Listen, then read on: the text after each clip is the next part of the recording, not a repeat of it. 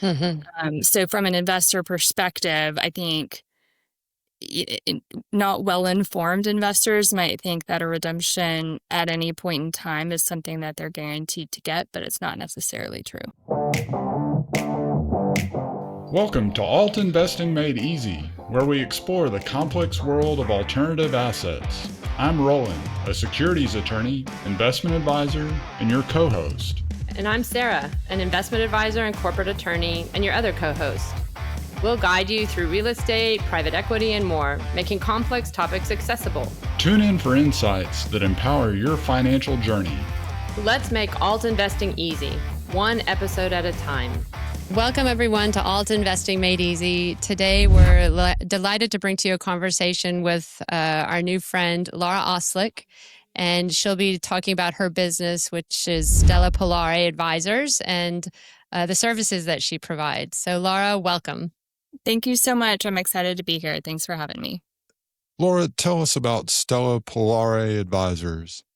Certainly. Well, Stella Polare, in short, it is, it translates to North Star in Italian. So taking that ethos of helping to be a guide, keep that in mind.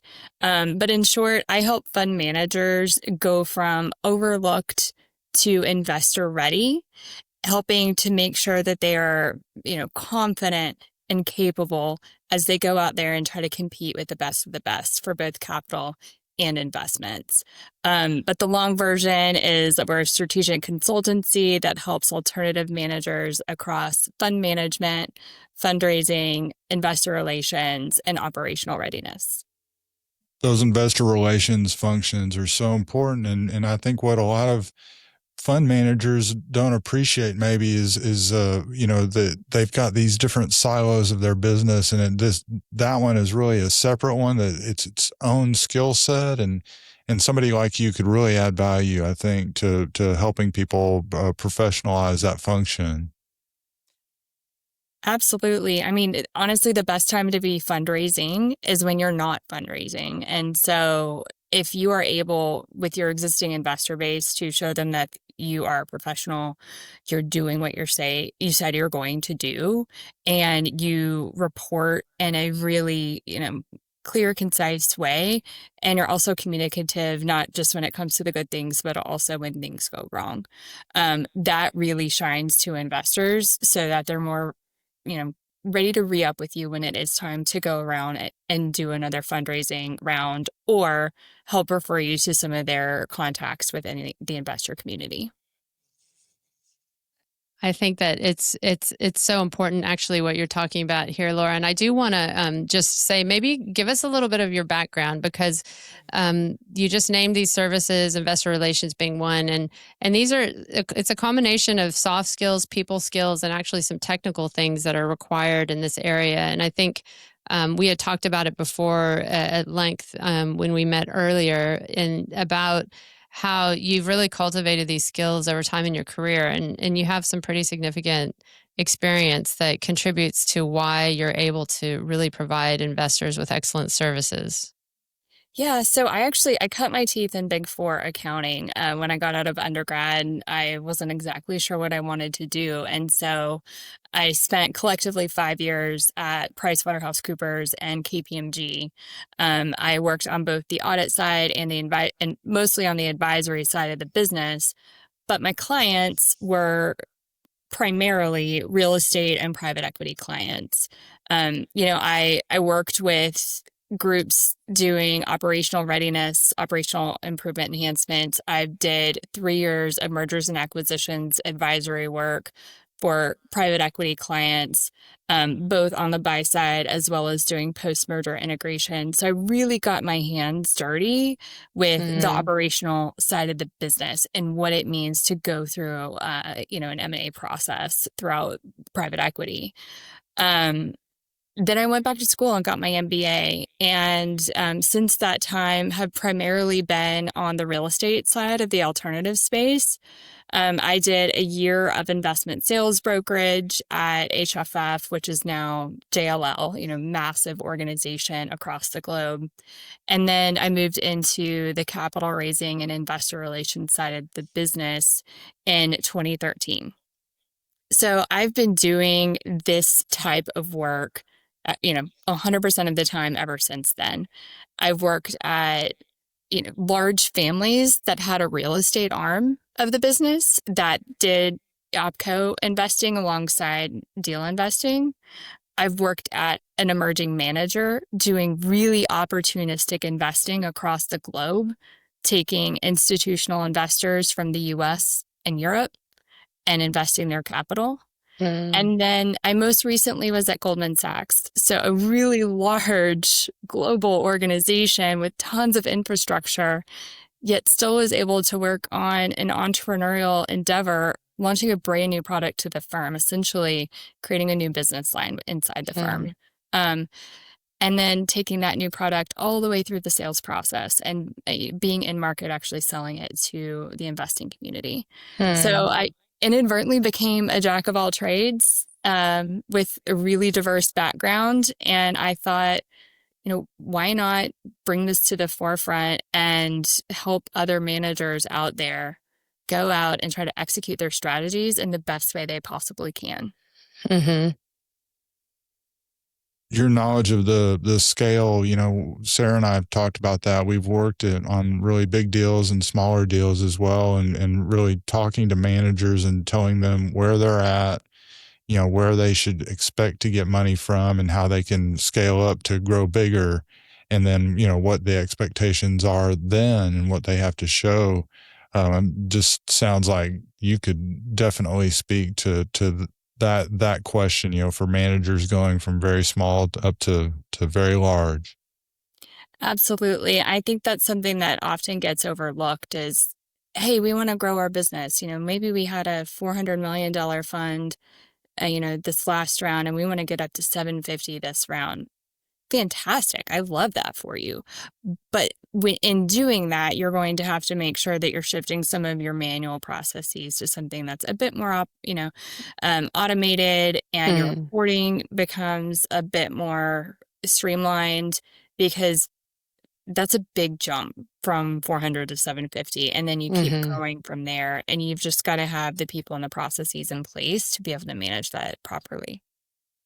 Well, and it's, if you're dealing also with seeking institutional money from investors, I think you have to actually have evidence, right, that you've got all these internal processes. It's not just that you have some cool software, maybe an AI tool or something like that. You have to have documentation. You have to have governance. You have to have a lot of formalized processes, and it's to your own benefit, I would think, too, to have your ducks in a row. Really. Absolutely. I mean, you might have the best strategy in the world, but if you can't pass operational due diligence, you're not going to get the investor dollars. And, I will tell you that's not just on the institutional side. My last 2 years at Goldman, I was fundraising across our entire alternatives platform. So not just real estate, but PE, private credit, secondaries, GP stakes. But we were selling to the wealth community. Right. So we were out chatting with financial advisors at, all the wirehouses, independent RIAs throughout the country. And, you go into those groups and you try to get a product, for sale on their platform or even just in their one specific office. And they care about that stuff too. Of course. It's not just the institutions. Of course. Well, they're very close to their clients. And when you're closer to your clients, I think you feel the fiduciary obligations more poignantly. So. Yeah, they're taking the angry phone calls. And then from an IR perspective, if your financial advisor client is getting an angry phone call, you're the next phone call and it's going to be angry.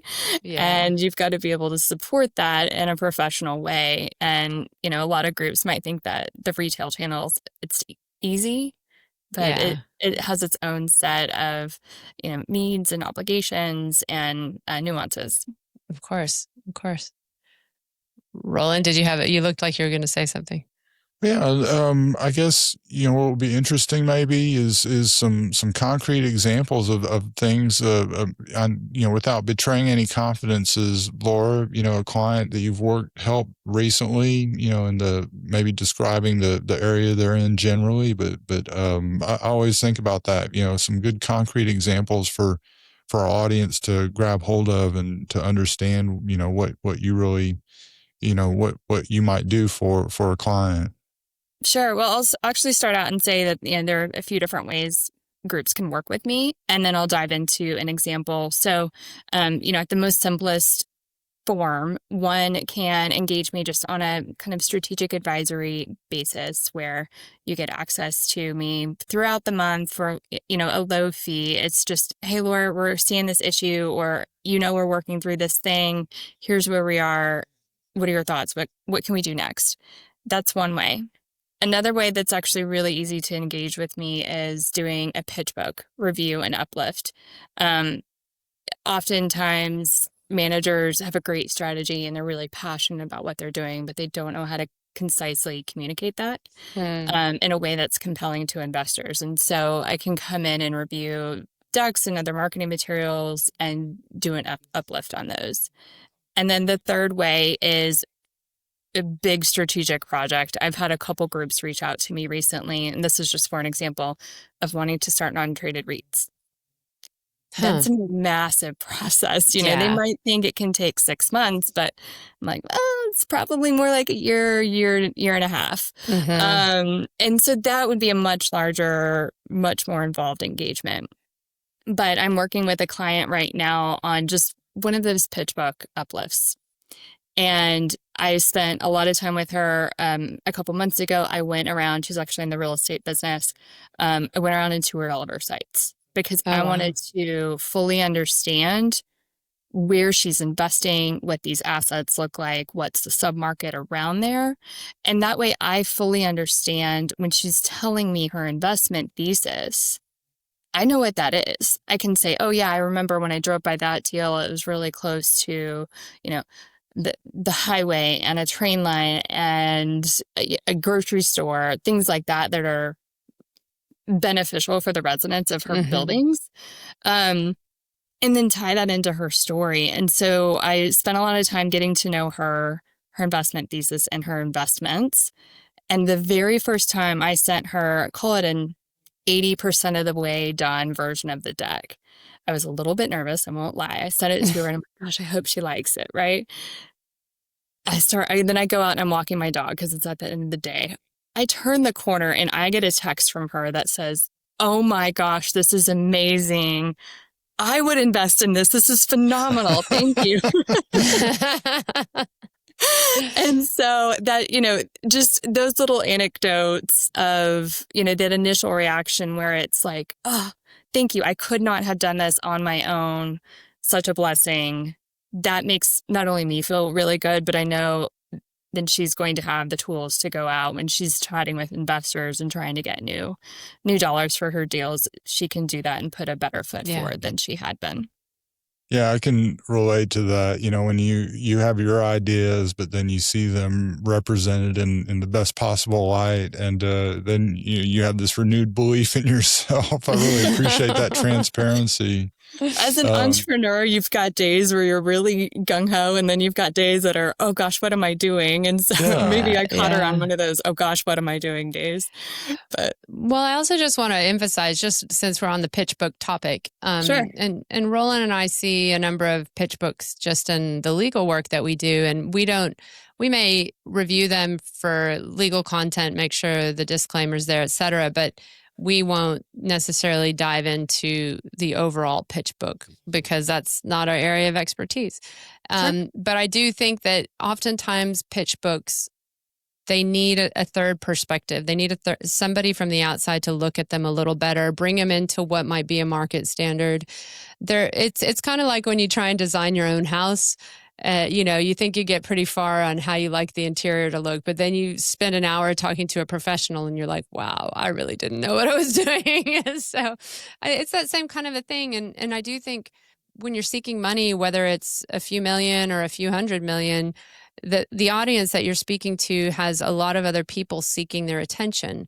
And you need to do something that communicates from the first moment they glance at your pitch book that this is excellent. This is got depth and it's got brevity. Probably it needs to say the right amount of things. I mean, there's all these things that go into it that some people occasionally stumble on by accident, or they have a very tight investor network, and so it kind of doesn't matter so much. But I do think that just this particular point, you know, and we can talk about each one of the services in detail if you want to, but on the pitch book, you know, this is your chance to get people's attention and leave a good impression. And so it's worth investing in support from someone like you on that. Absolutely. You know, you might only get 10 minutes with somebody, and that's your shot, right? Yeah. And you either make it a good impression in those first 10 minutes to get you a more in-depth follow-up discussion, where you get a thank you very much, let us know when you're back in the market. Yeah, I will tell you that I have, you know, it's not just let's make it look pretty. Of course not. I have seen decks that have fantastic graphic designer splash on it. It looks professional, but then you read it and you spend time and you're like, gosh, this story is really disjointed, or they're not communicating how they're different from their peers when there are 50 people doing the same exact thing. What's your special sauce? And they're unable to communicate that. Maybe they know it, but it's not coming out in their marketing. And then another thing, it's so simple, but it's so important. Are your page numbers right? Do you have misspellings? Do your numbers try out? Yeah. I was chatting with somebody who advises family offices on their alternatives investments recently. And he tells me the very first thing he does is load decks into an AI tool that they have and says, check it. Check it for, you know, proofread it for spelling mistakes, mathematical errors. Do the numbers agree? Yeah. And if they don't, he won't spend time on it. I think that's fair, It's just honestly. well, Yeah, I've noticed that. And I mean, you may know this, but we attorneys, we always find a typo in everything we ever read, in the newspaper, anything. It's kind of irritating. But you know what? AI does that better now. So everybody has that available to them. yeah. And so why stumble on something so simple, right? Yeah. And I'll tell you what, the word might be spelled right, but it might not be the right word for the sentence. And often because you drafted it, you've seen it 50 times. You can't see you it. read it how it should be read, and you don't see it. And that, to your point, you need another set of eyes just to get check. Exactly. So Roland, did you have a question? Well, I was going to move on. You know, a recurring theme of this show has been commercial real estate. And I was going to ask a question about that. And you had mentioned something about a private REIT before, and just, you know, your work in that area, or trends maybe you see there, but we could talk about something else too, Sarah. I think that sounds great. We haven't talked much about REITs on this, on our channel. Happy to chat about it. You know, it's a way for people to access the retail channel in a way that has, over the past several years, made sense, right? There are some groups that have executed on that really well, raised a ton of money. You know, it had a kind of a down moment a few years ago when B REIT and S REIT were having a ton of redemptions out of it, and that caused some noise in the market. And so, you know, it's great. It has had its down moments, but it's something that people are curious about. And especially now as the institutional market has dried up. And I actually just saw somebody post something yesterday on LinkedIn that this is the first year that institutional forward-looking real estate allocations are down across the board this upcoming year. And so managers are trying to find capital, but if their traditional sources aren't putting out as much for whatever reason, they need to get it elsewhere. And so they're looking into the retail channel. Non-traded REITs are a way to go about doing that. I will tell you, they're a lot of work, and you need to have operational setups in place to support it, because historically, if you've got a closed-end fund, private closed-end fund, you are doing valuations maybe twice a year, right? Maybe quarterly. Wow. And reporting on that, and generally your reporting throughout the year is relatively light. And then you get into a non-traded REIT format, and you have to report monthly. Oh, wow. And if you're reporting to the SEC, it's SEC reporting, right? And it's thorough, and you have to have valuations because you have to hit monthly marks. So people know what your NAV is, so they know what your share price is. And then if people want to redeem out, they know what the redemption price is. There is so much that has to happen to get a, an asset management team, a portfolio manager, their val team, either external or internal, to be able to work on a cadence to, by the 15th of the following month, produce quality numbers. It's hard. And then at the same time, continuously raise enough capital to go out and put money into deals and make sure there's a market to buy good deals. You don't want to just go buy deals for the sake of buying them and them not be great investments, because that'll come back to hurt you, a few years down the road. So it's a ton of moving pieces. If you've got the bandwidth and the operations in place to execute it, great. Fantastic. But if you're on the fence, I would really, really look into it and do a thorough evaluation as to whether or not it makes sense and there's a better way for you as an organization to go out and access the retail market. That's really interesting. The REIT concept specifically of requiring distributions and distinguishing that maybe from a like an open-end real estate investment fund that's maybe not a REIT. That would be, I think, an interesting distinction to talk about. Yeah, I mean, from the non-traded REIT standpoint, you have the ability, it's still up to management's discretion, to offer up to 5% of your NAV a quarter, right? And so when there was a lot of news about, things are being gated, it wasn't necessarily gating. It was, hey, that law that's in place that caps it at 5% a quarter, they were bumping up against it, and they were actually doing what they're supposed to do. Things were functioning as they should. So I would say that was a good thing.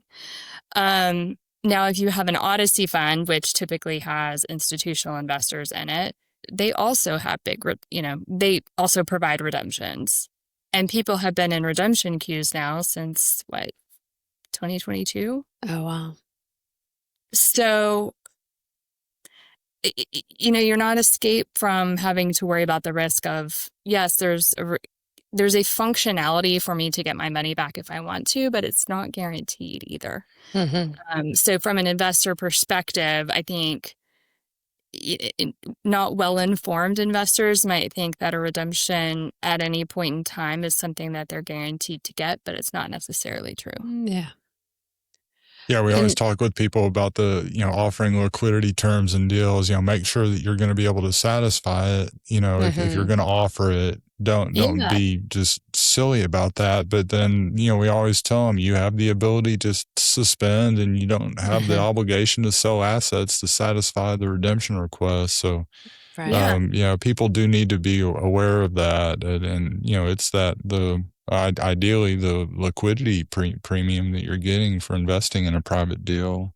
Yeah, I mean, ideally the market's healthy enough that you have enough transaction activity that there is the ability to not just do new acquisitions, but also dispositions to keep a regular flow of capital coming in and out. Should you need to, fulfill redemption requests.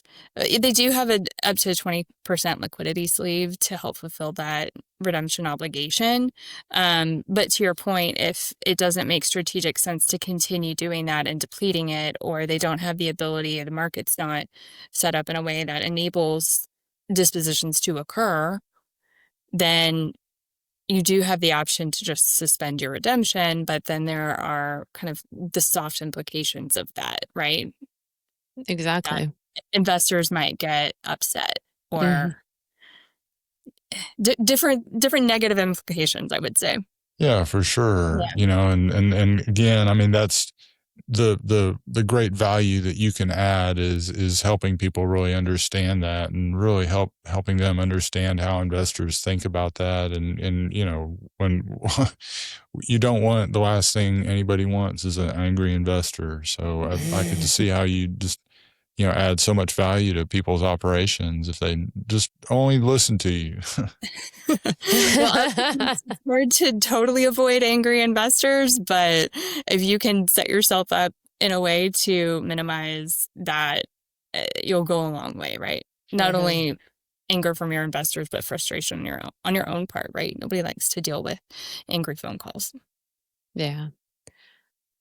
I think also, I mean, what you're saying just in general with REITs too, and just for our audience, they're complicated and they have promise in terms of cash flow and, like you're saying, an ability to exit, but along with that comes a lot of extra complications. And just think, and the bigger anything gets, the more, when it comes to real estate, I think it's interesting because you still, like you say, need that deal pipeline and need that off-ramp pipeline to exit deals so that you still have cash flow and cash that's separate from what's cash flowing from the assets themselves. And so it's something you have to have guidance through.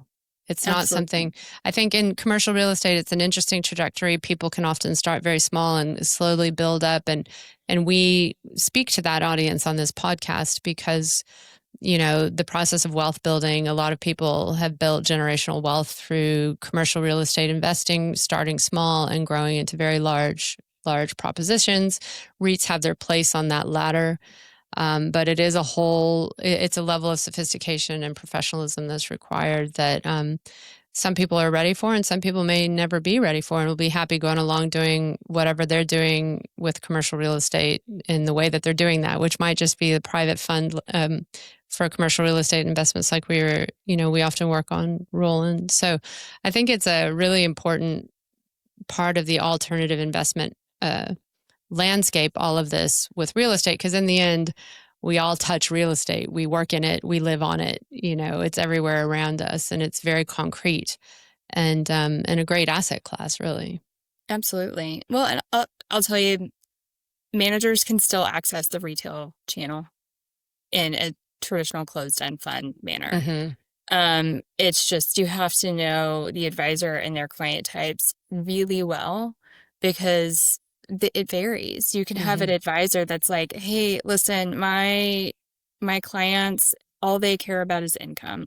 So if you've got a development fund that you might not get returns out of, or a private equity fund that you might not see exits out of for years, that's not a good fit for them. But a non-traded REIT or non-traded BDC is, because those are kicking off regular, distribution checks. That's a good fit for that client type. But if you have a financial advisor who their clients are in their 40s, they don't plan on retiring anytime soon, but they want to be able to take advantage of, that return premium for being in private investments, and they're fine if they don't see exits for 7 years on things. Great, put them in a closed-end fund. They can do development. That doesn't matter, right? But you have to be able to, it takes a lot of legwork to build up the relationships in the financial advisor community to understand who has what type of client, and then you partnerships and relationships that way. Well, I know the other thing we were talking about is your upcoming trip to Italy, which sounds really fun, but tell us about the travel component of your business too. Yeah, so just on a personal level, I have always been really passionate about travel, learning about other cultures and countries, and spending time in them, because I firmly believe that travel helps make people better. And so I also have a travel advisory business that enables me to plan trips for individuals. Now, it's not all fun. It's not all trips to the Amalfi Coast, but it also enables me to help managers as they're going about and they're doing their fundraising and investor relations work. So I, 2-week roadshow throughout Europe. it's complicated in and of itself. You have to prep for the meetings, you have to know your investors that you're going to meet with, all of that. The last thing you need to worry about is, oh gosh, what are the flights like? Where do I stay? How do I get from A to B? That component of it, it's still something you have to suss out. And so I'm offering the ability to do travel management for roadshows. Also when you're on the road for that long, you want to stay someplace that's a little bit more comfortable, because you're just exhausted at the end of the day and you want to be able to put your best foot forward the next day. So I'm able to do travel management for roadshows. And, I've also soup to nuts done a ton of AGMs on my own. So I can also help out with your annual investor meeting, not just helping create the slides and the strategy for it, but also the travel component. That's one of those, hidden things that happens that people who are trying to make those meetings happen or those road shows happen know about, but you're not going to know about in advance. And so I think that's actually a really great, well thought out service to offer people.